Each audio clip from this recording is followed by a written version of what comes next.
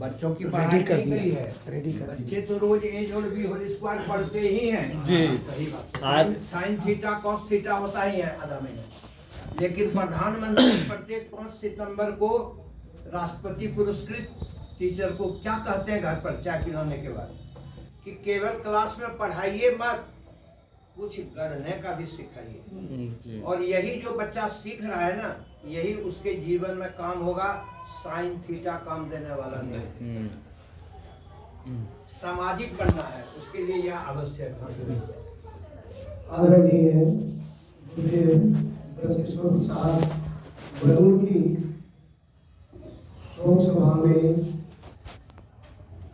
हम लोग उपस्थित हुए हैं। ये शोक सभा चंदन श्री राज कोचिंग के प्रसाद में मनाया जा रहा है। हमारे बीच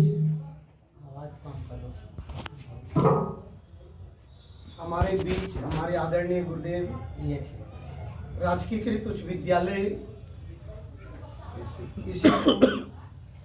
के प्राचार्य और आचार्य साइंस के प्रकांड विद्वान हमारे बीच उपस्थित हैं। श्री नकुल बाबू जो हमें शिक्षा भी दिए। हमारे बीच हिंदी, अंगिका, भोजपुरी और हिंदी, अंगिका, भोजपुरी के राष्ट्रीय स्तर के कवि डॉक्टर इंदु भूषण में श्री देवेंदु जी उपस्थित हैं। हमारे सांसद प्रतिनिधि अखिल भारतीय साहित्य एवं संस्कृति संस्था के अध्यक्ष हरे राम निराला जी उपस्थित हैं। और हमारे बीच डॉक्टर दीपंकर वियोगी जो हमारे हिंदी, अंगिका, भोजपुरी के प्रतिष्ठित और देश स्तर के यानी कि कहा जाए अंतरराष्ट्रीय स्तर के साहित्यकार के सुपुत्र डॉक्टर दीपंकर वियोगी उपस्थित हैं।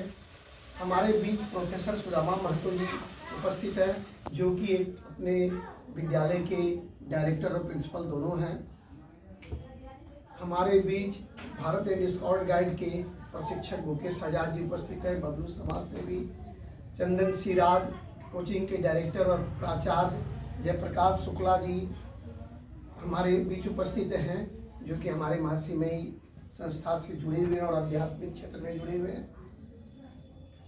और हमारे बीच और भी, इनका नाम तो मैं नहीं जानता, बबलू जी हैं। बबलू जी, हाँ बबलू जी समाज सेवी तो बोले। इन आपका सिकंदर पंडित जी उपस्थित हैं, छात्र एवं छात्राएं। और शोक सभा में हमारे रामजी यादव हैं। सबका मैं इस झारखंड बिहार की संधि रेखा पर स्वागत, वंदन और अभिनंदन करते हुए मैं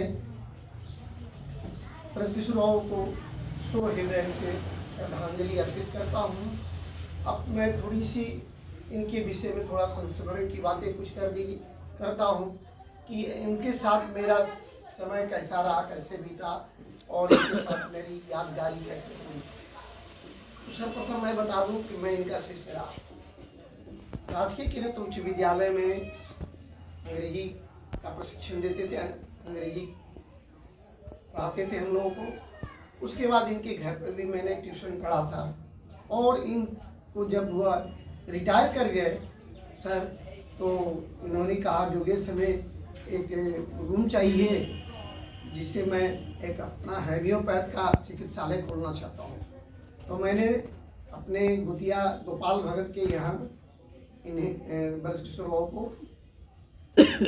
रूम दिलवा दिया। एकदम नहीं, पोस्ट ऑफिस वाली गली, अरुण पुस्तक भंडार में गोपाल भगत मेरा भतीजा है, उसी के सामने में मैंने दिलवा दिया।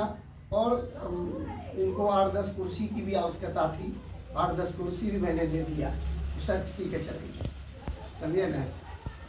तो हमको जब भी एक कोई ज़रूरत पड़ता था तो बुलाते थे, चाहे कविता लिखते थे, साहित्यिक संबंधित जो भी जानकारी देना होता था देते थे। दवा दारू को जरूरत पड़ जाता था तो इनके पास जाते थे, ब्रजकिशोर राव के पास दवा का पैसा भी नहीं लेते थे। दवा भी दे देते थे। और मुझे याद है कि मेरे दांत में एक बार बहुत जोर का दर्द हो गया था, तो दवाई दिए और मैंने दवाई खाया और दांत दर्द ठीक हो गया। तो उनकी बहुत सारी यादगारी हमारे साथ जुड़ी रही। उन्होंने कहा कि 2 पेज का, उस टाइम में किताब तो नहीं छपी थी, उस टाइम में अंग भारती प्रेस में उनकी 2-4 किताब पन्ना छपा था, जो तेज नारायण वो चलाते थे अंग भारती। वो भी गोपाल के यहाँ ही हमने उनको प्रेस दिलवाया था, तेज नारायण का प्रेस था गोपाल के यहाँ ही।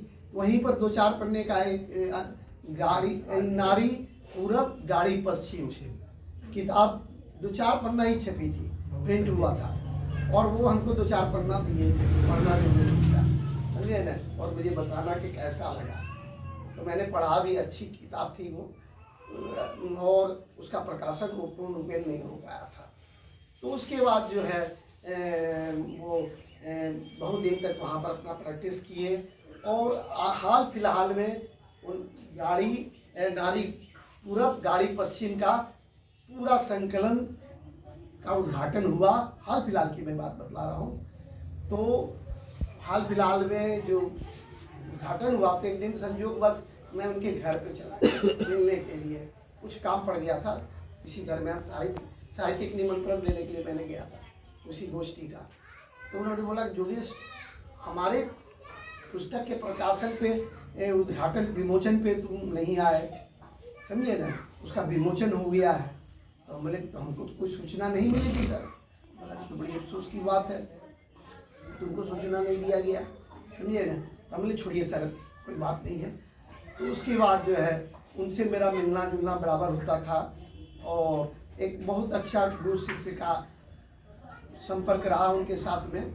और कहा जाए कि हम उसके बाद अपने सुपुत्र को उन्होंने होम्योपैथ का एक अच्छा डॉक्टर बना करके अभी देख रहे हैं, और डाकघर जाने वाले रास्ते में वहाँ पर बिठा दिया है, और वो इलाज कर रहा है अच्छे ढंग से, समझे नहीं, और बहुत अच्छा उपार्जन भी कर रहा है। तो इनका साहित्य के क्षेत्र में, सांस्कृतिक क्षेत्र में और शिक्षा के क्षेत्र में बहुत बड़ा योगदान रहा।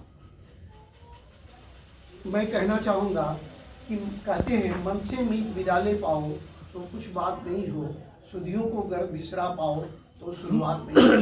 तो मन से तो ऐसे तो हम लोगों से के बीच से वो चले गए, विदा ले गए, लेकिन हमारे मन, तन, मन और प्राण में बसे हुए हैं।